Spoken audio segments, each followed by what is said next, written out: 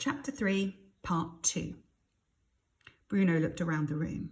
There was a window here, but Gretel's room was on the opposite side of the hall, facing his, and so looked in a totally different direction. Trying not to appear too obvious, he strolled casually towards it. He placed his hands in the pockets of his short trousers and attempted to whistle a song he knew while not looking at his sister at all. "Bruno," asked Gretel, "what on earth are you doing? Have you gone mad?" He continued to stroll and whistle, and he continued not to look until he reached the window, which, by a stroke of luck, was also low enough for him to be able to see out of. He looked outside and saw the car that they had arrived in, as well as 3 or 4 others belonging to the soldiers who worked for father, some of whom were standing around smoking cigarettes and laughing about something while looking nervously up at the house. Beyond that was the driveway, and further along a forest, which seemed ripe for exploration.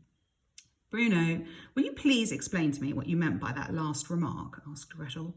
"There's a forest over here," said Bruno, ignoring her. "Bruno!" snapped Gretel, marching towards him so quickly that he jumped back from the window and backed up against a wall. "What?" he asked, pretending not to know what she was talking about. "The other children," said Gretel. You said they don't look at all friendly." "Well, they don't," said Bruno, not wishing to judge them before he met them, but going by appearances, which Mother had told him time and time again not to do.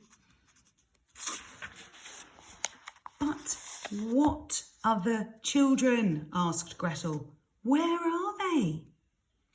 Bruno smiled and walked towards the door, indicating that Gretel should follow him.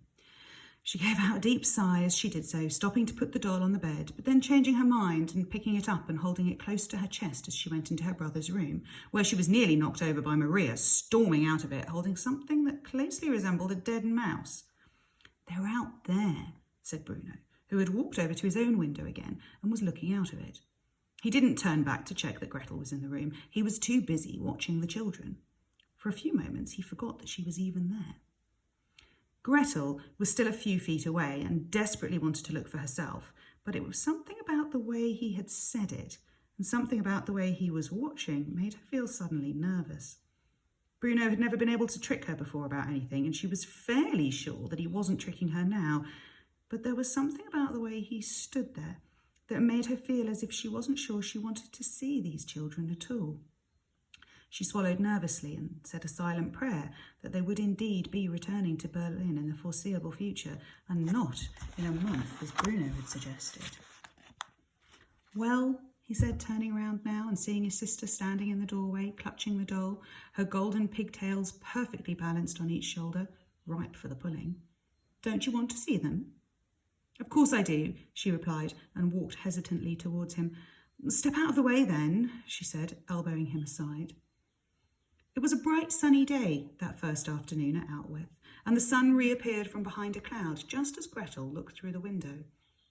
But after a moment her eyes adjusted and the sun disappeared again, and she saw exactly what Bruno had been talking about.